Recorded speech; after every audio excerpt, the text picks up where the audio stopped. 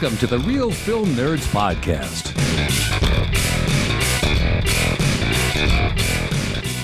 Good day, everyone, and welcome to the Real Film Nerds Podcast. My name is not Mysterious and not Mike and not Talent. It is just Matt. But with me, kicking it as always, trying not to laugh at me through the Skypes, is Mysterious Mike Talent. Well, man, that was an interesting intro. And yes, my name is Mysterious Mike Talent, and you are Matt. Or is it the one I used to talk about before, the talented Mysterious Mike? No, I don't know. No, okay. I don't think it's that. No. Okay. All right, Matt. So Mike Mysterious Talent? No. No. Matt, did you know that the future is now? In the movie we're talking about today, yes. And what's funny is if we would have recorded this earlier in the week, it literally would have been the day this movie takes place. Yeah, no, pretty crazy, huh? So for those of you who are not our loyal listeners and you're just tuning in, we are talking about the 1995 Keanu Reeves epic Johnny Mnemonic that takes place on January 17th, 2021, which was this past Sunday. Yeah, it's pretty crazy, man. That's part of the reason I wanted to review this movie is the future is now. I was looking at the dates and I was like, that's like tomorrow. Oh my gosh, we need to review this movie. I don't think anybody else is going to be reviewing this movie, so I think we've got the first one on this one. So what you're saying is everyone that has a movie review podcast, all 6,272,901 of them, they should look to our lead because we have them beat. Absolutely. Yes, we beat them. Ha! Our low-tech war we're winning it, Matt. So, Mike, is it eerie that this movie is about a pandemic? It is a little bit. I was talking with Lisa Live and Local on the radio station this week about that, and she was like, "Are you serious?" I'm like, "Yes." Which, for those of you who do not know, I put the radio interview I do with Lisa every week at the end of the podcast after the outro music, FYI, because it's a separate entity. So, all right, Mike. Well, you know what? I'll stop talking about BS and I will let you do your thing. So go ahead, Mike. Give us the rundown for Johnny Mnemonic. All right. Like as you said, Matt, this movie came out in 1995. It is directed by Robert Longo. Its writers are William Gibson. And it was starring Keanu Reeves, Diana Meyer, Ice-T, and Dolph Lundgren. It is about a data courier literally carrying a data package inside his head. Must deliver it before he dies from the burden or is killed by the Yakuza. So, Mike, when is Facebook and Google going to hire the Yakuza to come after us all instead of just putting us in Facebook and Google jail? I don't know. It's probably a phased approach. So, like, the first approach is, Google jail, and then they'll just they'll contract it out, like much how they've contracted out the content moderation.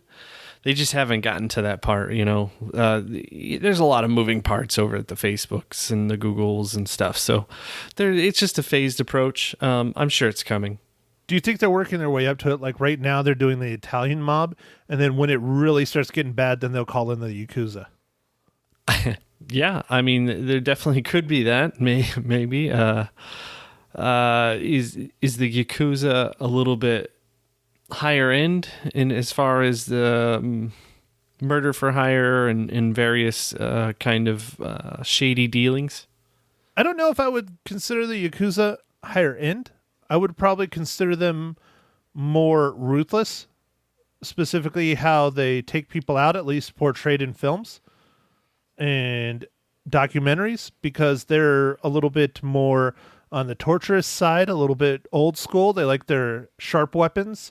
I mean, I'm sure they light their fair share of people up with guns, but the mafia, they're pretty clean, The Italian mob, they're pretty clean. They just, shoot people pretty much in the head or in the body or whatever.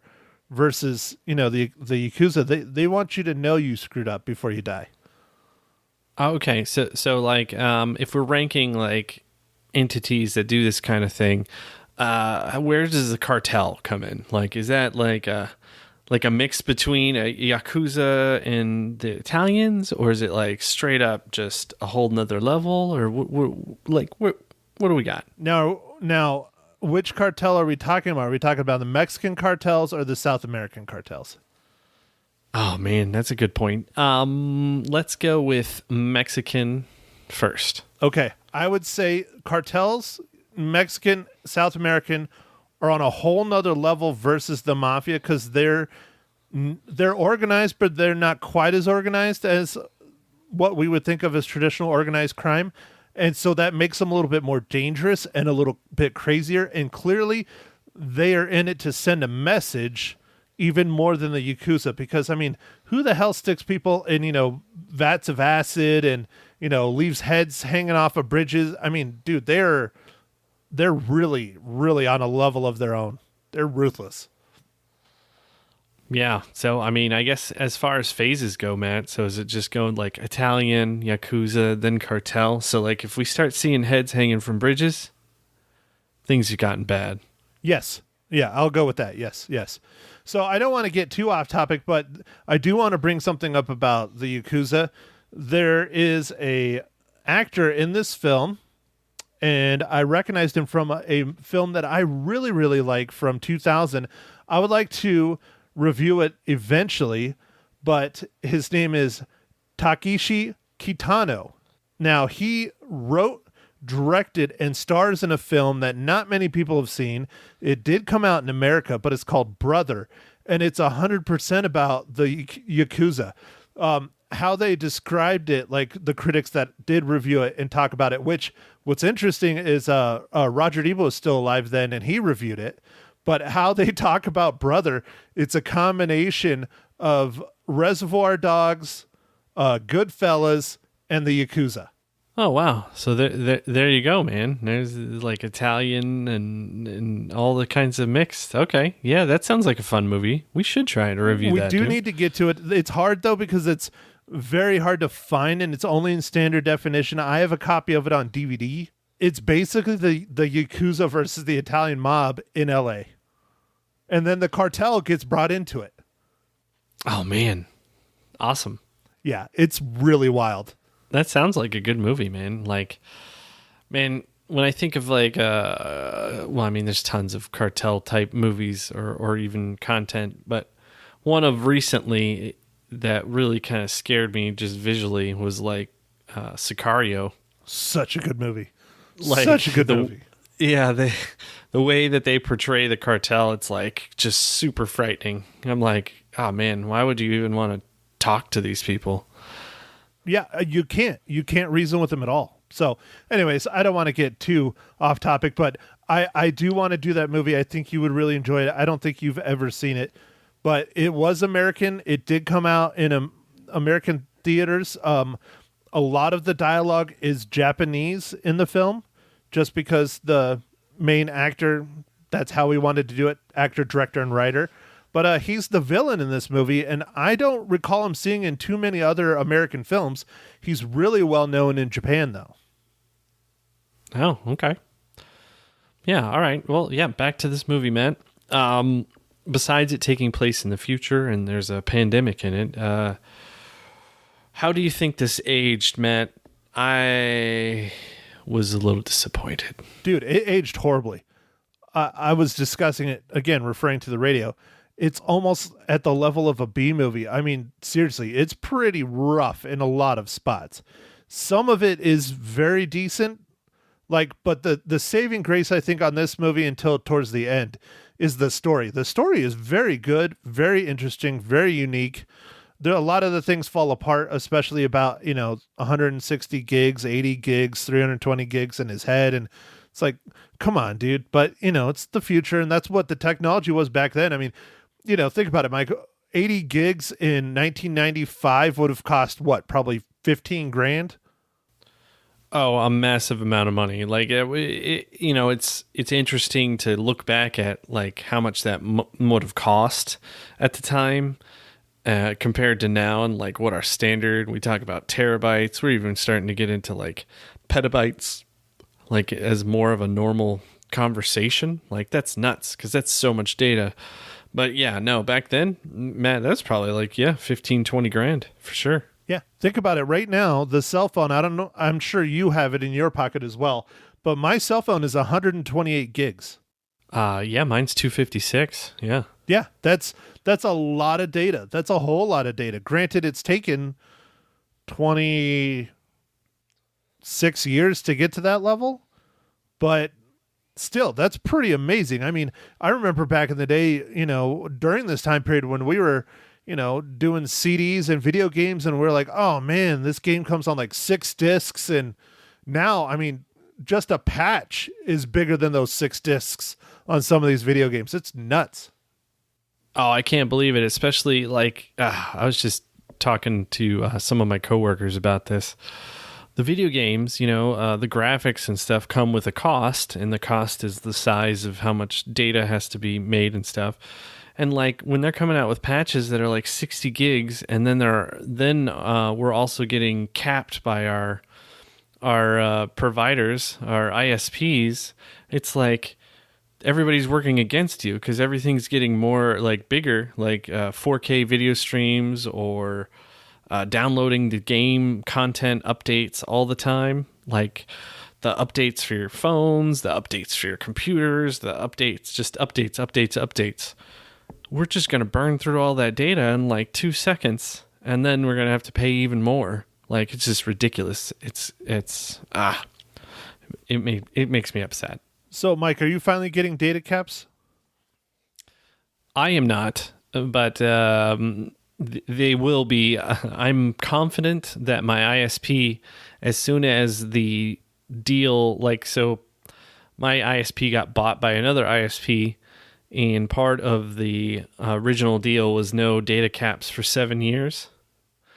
Well, that 7 years is quickly eroding, and they filed a petition to end the deal early with the data caps 2 years early. So none of that looks good. So we'll see what happens. Well, Mike, I have data caps, and I've had data caps. I don't know. I don't remember how long they instituted them with the lovely Cable One, who changed their name to try and, not sound as shitty, but Sparklight. My data cap right now is I have not blasted through it yet. I've come close a couple times, especially with the pandemic and when I spend extra days at home, or I stream 4K movies.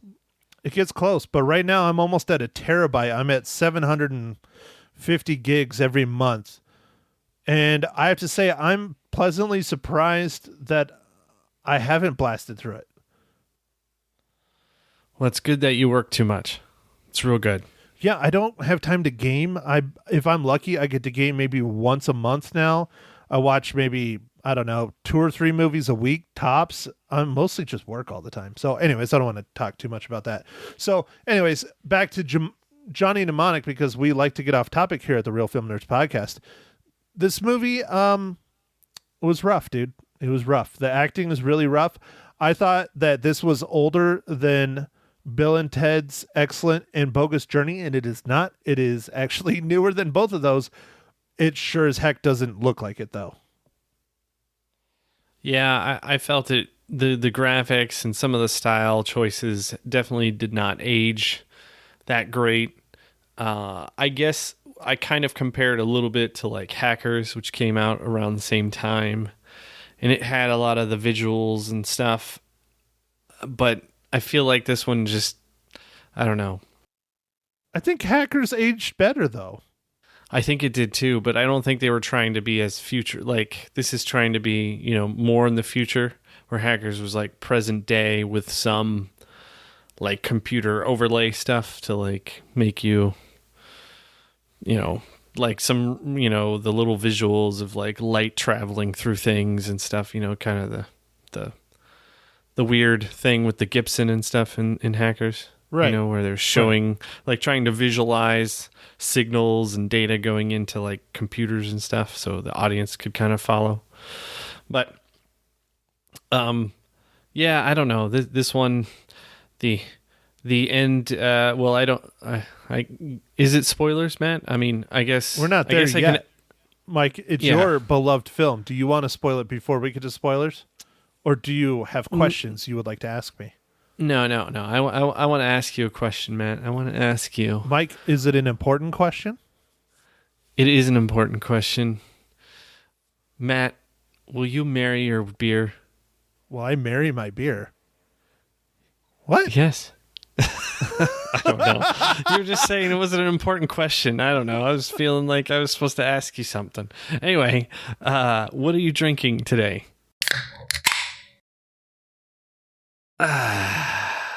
Well, Mike, thanks for asking.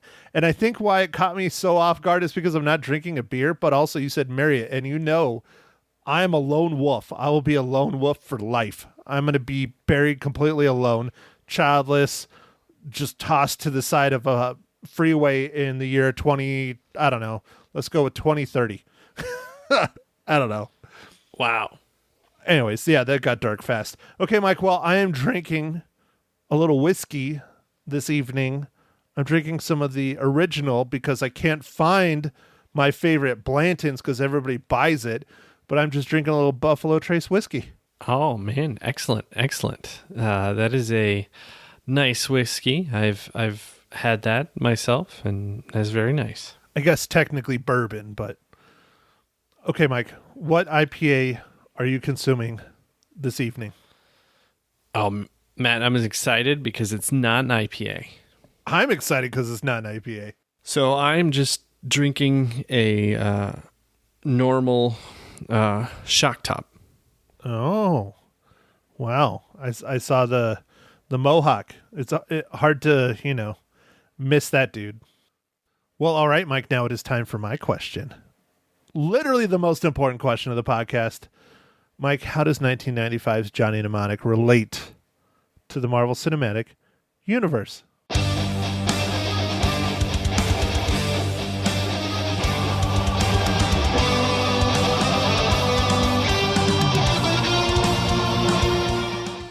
Well, Matt, thanks for asking.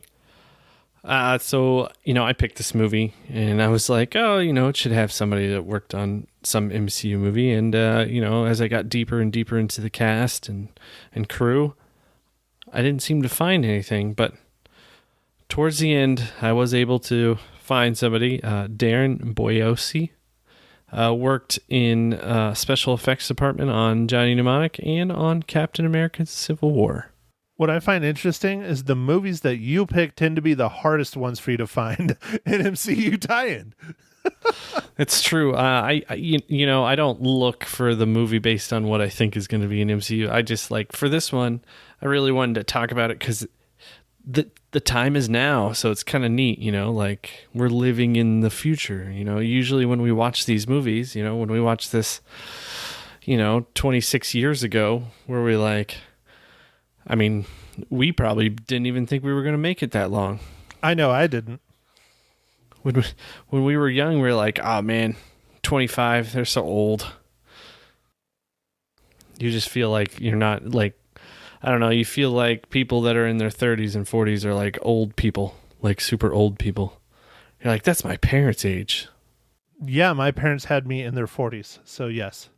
Yeah. Anyway, that's I don't know. So I don't use the MCU as I enjoy the challenge, Matt, and sometimes it's a big challenge, but it's fun to keep tying everything. It's kind of creepy and interesting that just about every movie that we've reviewed, Matt, is related to MCU. I mean, even Jaws.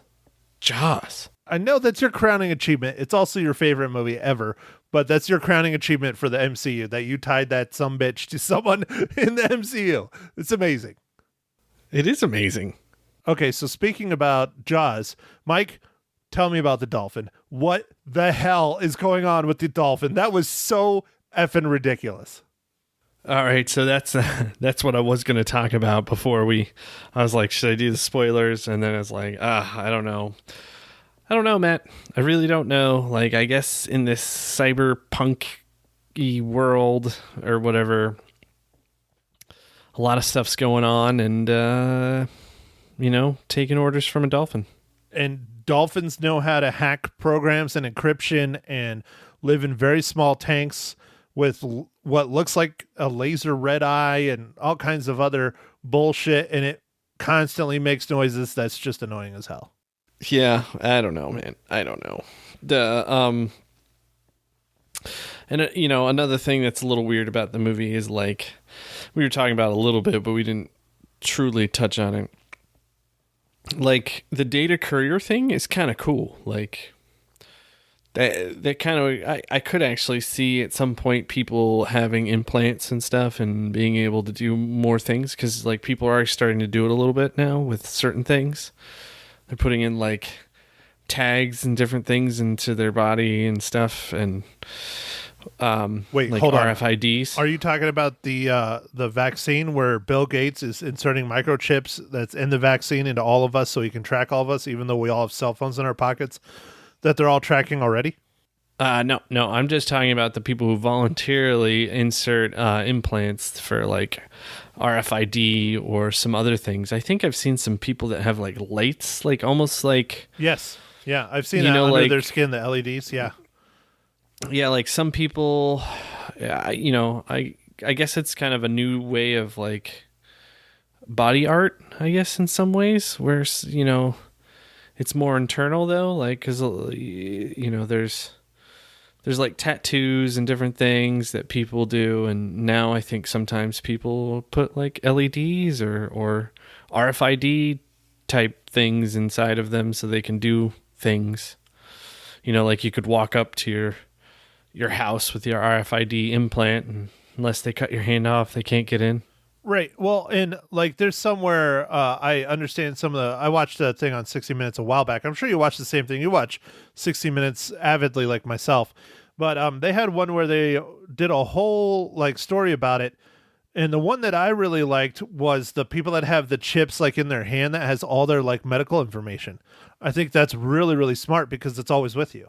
Yeah, I mean, I guess that's, yeah. And, it doesn't even seem far-fetched to me as being a recent parent,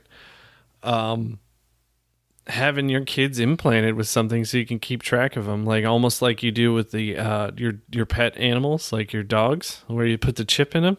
I could totally see people doing that to their kids. I'm not saying I would do it. I mean, obviously, my kid's just going to have some sort of cell phone or something taped to him, like, like, even if he can't, use it. I was talking about his onesie just having some sort of, zipper or container so we can just get the tracker on him, Well, yeah. I mean, how many spare iPhones do you have lying around? You got to at least have 2 or 3. You could just, duct tape one to his back.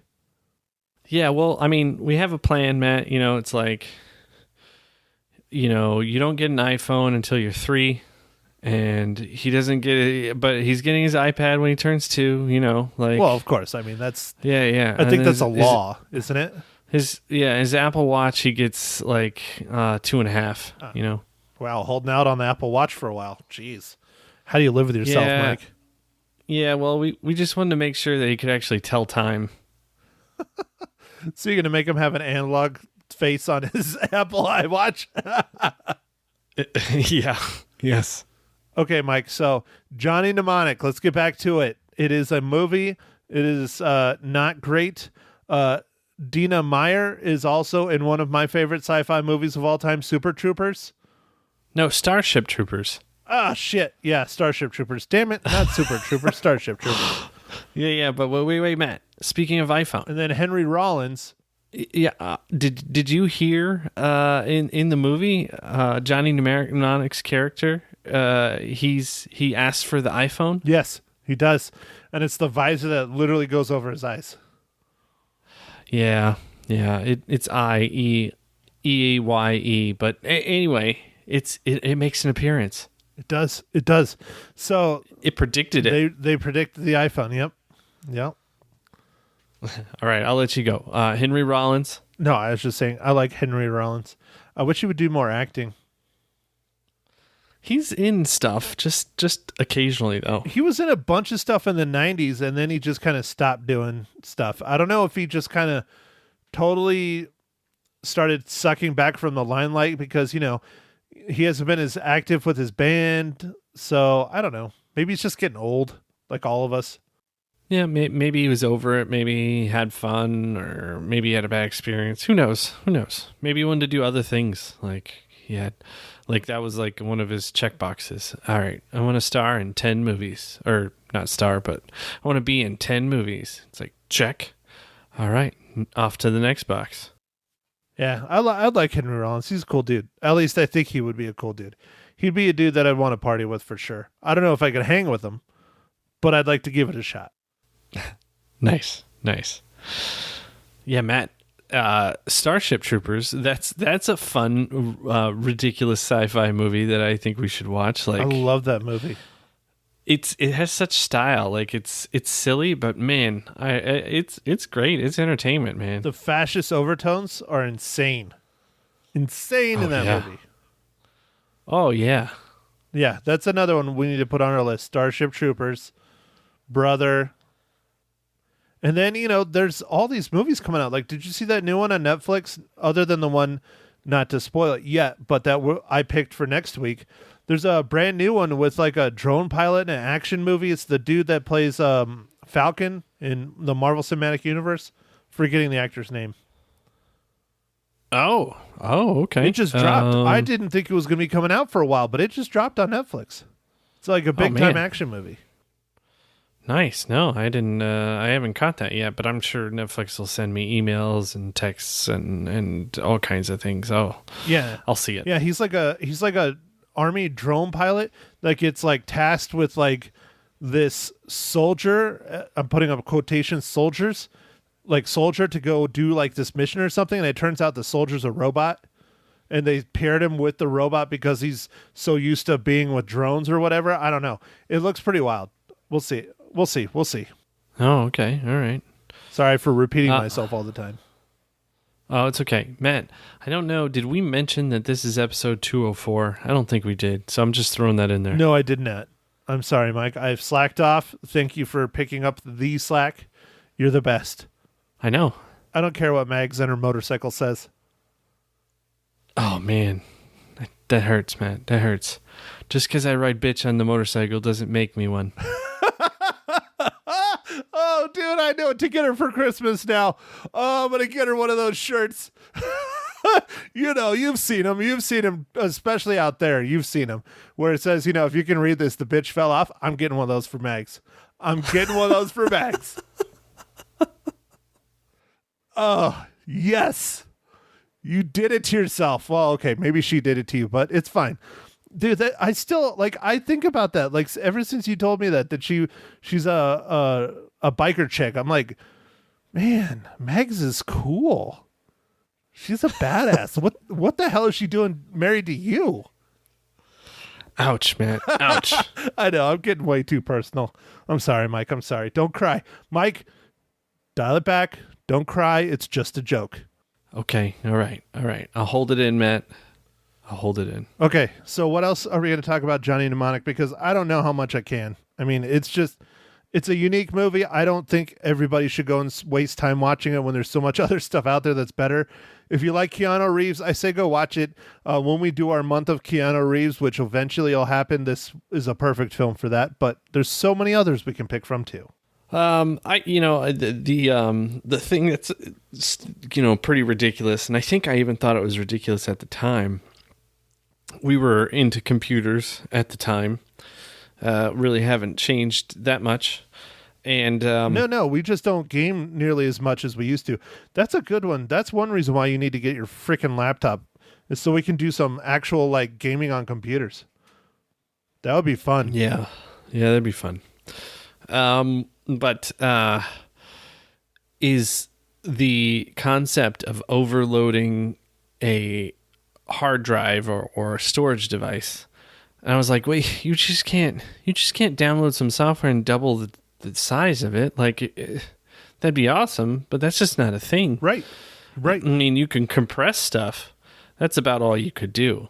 I feel like you can still do that. You can compress stuff, and there's compression algorithms that have gotten better. And like, I mean, shoot, Netflix is trying to figure out the best way to send high quality video over the smallest amount of data possible. But because of data caps throughout the world, including here in the States, but more it was for the world, is very limited on data. So, that was the thing I found a little bit ridiculous about the movie. And it kind of makes it a little hard for me to... I still enjoy the movie. I enjoy a lot of the movie. It's just that part's a little like, what? What do you mean you're overloaded and you're going to have some sort of like embolism or something? I'm like, I guess it helps add to the urgency of the movie. Like he's got to do stuff. He's got to do fast. And then every once in a while he falls down and stuff because he's like overloaded. Well, it's like a ticking time bomb kind of thing. But yeah, I thought the same thing. I'm sure I probably thought it too when I saw it way back in 95. If there's not enough space, there's not enough space. You can't just cram it in there. It doesn't work like that. That's not how computers and technology and data work. You just can't be like, okay, I'm going to put it on there anyways. Oh, it's overloaded. No, it doesn't work like that. It just doesn't go on it. I'm sorry. So... yeah, like there's only a certain amount of whatever bits that it can hold, and you can't put any more, and like you can't get a software upgrade to do double the size. It's like, I mean, that'd be cool. Everybody'd be using that, but no, that's not how that works. Okay, Mike. So do you think our listeners should go and watch this movie currently streaming on Hulu and Amazon? I think if you want to watch a movie that was neat kind of 26 years ago and are big Keanu fans, yes. But I do agree with you, Matt. There are quite a bit of other good things out there. Part of the reason that I just did this review was because it's now. The future is now. This movie takes place in the same, right now what we're living in. Just happens to have a pandemic in it, which is interesting. But yeah, it's I just highlighting that because I doubt anybody really knows that this that this movie took place in right now, and no one's going to review it or anything. So I just thought I would do that. I mean, this is before Keanu did The Matrix, which is like the amazing, and then also this was after he did Speed. Speed was awesome. Remember Speed? Speed is an incredible film. I really enjoyed that film. But yeah, he's not at the level of acting that you, for our younger listeners, would be accustomed to with John Wick. He's not a bad actor. It's just he's not at the caliber that he's at now. Again, it's been 25, 26 years. I mean, the dude's been acting for a long time. So you can't hate on him for not being the best because it was very early on in his career. Yeah, and who knows? Maybe the direction the director wanted him to have that, style, because he was just kind of, I don't know, cold, I guess, a lot, like not a lot of emotions really, and mostly just more robotic, and maybe that was to fit with the movie. I don't know. Well, I didn't hate this movie, Mike. I enjoyed myself while I was watching it. I thought it was fun. I just don't know if all of our viewers should rush out and waste their time watching it when there's so much else out there that they can be watching. If they're cinephiles like us, this is a sci-fi classic that is definitely worth a watch. Much like a lot of sci-fi classics that are not great films, but you still need to experience them if you are a big sci-fi fan. There you go. That's what I meant to say. All right. One last thing, man. I'm going to just throw one thing of trivia. This is Dolph Lundgren's last feature film before he made The Expendables. Right, and he didn't even have that big of a role in here. I liked his character. I wish he was in there more.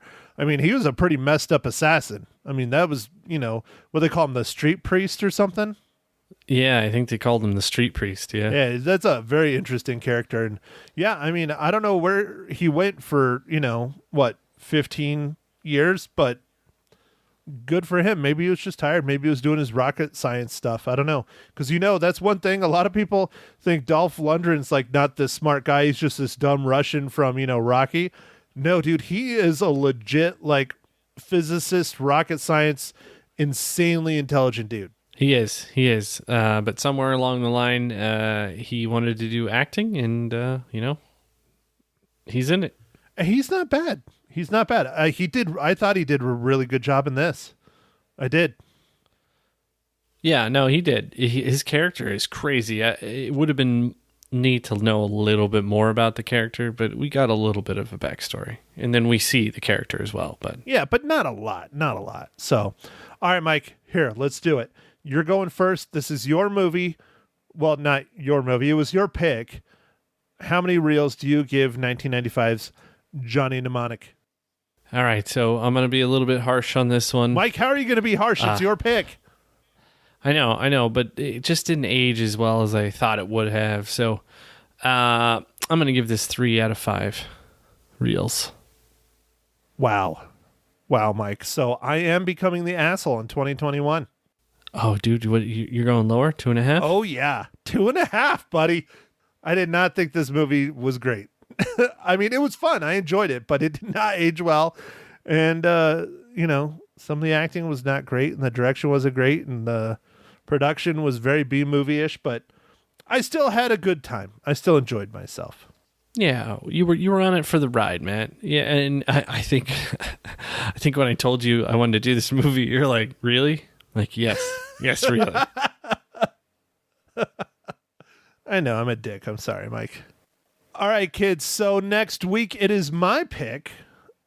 One of these days the theaters will open up, but I guess we could go see News of the World, but we can wait because there's a movie that came out the day before Wonder Woman, or actually I think 2 days before Wonder Woman on Netflix. A lot of people watched it in conjunction with Wonder Woman because they were off for their Christmas holiday. It is George Clooney's latest drama, fantasy, sci-fi film called The Midnight Sky. I am looking forward to this one. I like George Clooney. I think he's a good actor. It is a Netflix original, and it has a very interesting premise. Again, another apocalyptic style film. Hopefully it's not a pandemic this time. I don't know. We'll see. Yes, we'll see. It looks good, Matt. I saw the trailer, I don't know, closer to when it came out, and just haven't had a chance to watch it yet. But so now I will, and excited to review it. Yeah, I'm excited to sit down and watch it. It's a long one. It is almost 2 hours flat, is an hour and 58 minutes, but if it's as good as the trailer, it'll be worth it. So, all right, Mike, well, you got anything else for our copious amounts of listeners? No, I think that's pretty much it. So with that, I guess everybody go out there and stream as many movies as you can. Don't hit that data cap, though. Watch out. Or don't overload your cranial data implants. Oh, dude. Good one. Yeah. And catch us on the corporations that are taking over the world, Facebook, Instagram, and what's the other one, Matt? Twitter? TikToks? TikTok. Yeah, TikTok. TikToks, Twitters, Snaps, Instas. Yeah. Books. They're taking over the world, so. And watch out for phase 2, where the Yakuza are coming.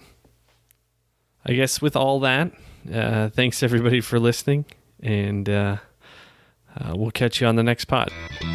Thank you for listening to The Real Film Nerds. Now don't forget to follow us on Facebook, Twitter, and Instagram at Real Film Nerds. Now go out and catch a movie.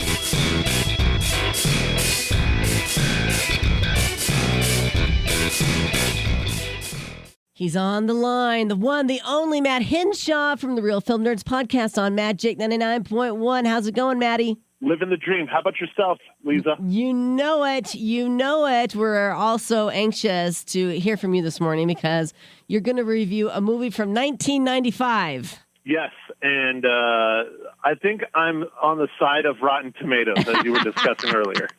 All right, it's Johnny Mnemonic. I mentioned earlier, Rotten Tomatoes only gave it 12%. Don't you look these up before you waste your time watching the movies? No, I don't, because then it'll ruin my rating. Right.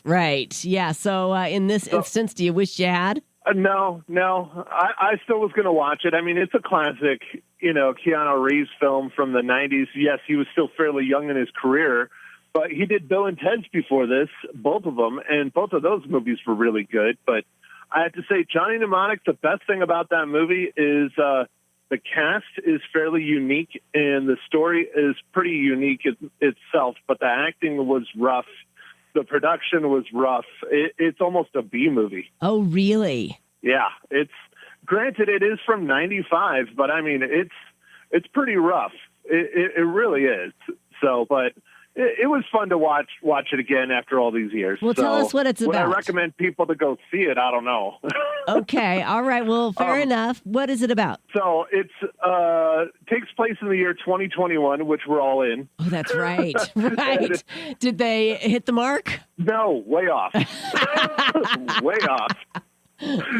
So it's about a data courier that literally carries a data package inside his head. He must deliver it before he dies from the burden of the data in his head, or he will be killed by the Yakuza. So it's a lose-lose either way for this guy, huh? Pretty much, yeah. And so these large data tech companies in the year of 2021 in this film, so it would be like Facebook or like Google or whatever hiring the Yakuza to be their muscle. Right. So and they're trying to hunt down this guy because he has this cure for this worldwide pandemic that's going on that's related to technology. Is that true? There really is a worldwide pandemic going on? In the movie, they call it like NAR or something. It's something to do with all the technology, and it's affecting certain human beings and not affecting others. Oh, God. And this tech company came up with a way to cure it, and they don't want to share it with anyone. And the scientists that created it give it to Johnny Mnemonic to smuggle it to this group of people in the U.S. that are trying to get it out there for the world to help cure the world. Well, let's just hope this isn't a hint of things to come. I hope not, especially the Yakuza side. That's a little rough. Right, for sure. Okay, how many reels are you going to give it? I'm being generous here, but I give it 2.5. 2.5. Wow, 50%. Okay, so you said it's streaming for free. If you've got a couple extra hours, you got nothing else to do, go ahead and spend some time. All right, what are we going to look at next week? So this one came out in December. It is my pick this coming next week, and it is George Clooney's latest movie, The Midnight Sky, currently streaming on Netflix. Oh, guess what, Maddie? Did you watch it? I've already seen that one. Are you surprised? Oh, no, not really. No. Because it came out right around Christmas. Yeah. A lot of people watched it right around Christmas with like Wonder Woman and stuff. Yeah, so. well, it's got George Clooney in it. What woman isn't going to watch it? I'm just saying. That too. Yeah, you're right. I mean, when you're right, Lisa. Okay, all right. We'll have a nice discussion about Midnight Sky. It's on Netflix, right? Netflix? Yes, ma'am. Okay. It is currently streaming on Netflix. So should I change the movie? Is it bad, or should we continue further with it? No, I think you should watch it. Like I said, it's George Clooney, Matt. I know. No, I like George Clooney. He's a great actor. He really is. Yeah, it's, I'll tell you what I thought next week, okay? Okay. I'm looking forward to it. All right. Any giveaways or anything else you want to mention? No, we just still have that one from last week of Redemption Day. I have a couple more codes left for that. So if anybody wants a interesting war film, email us at nerds@realfilmnerds.com and tell us your New Year's resolution. All right. Very good. Thank you so much, Matt Henshaw from the Real Film Nerds podcast. I'll chat with you next Monday. Always. Thank you again for having me on, Lisa. It's so much fun. You're the best, Matt.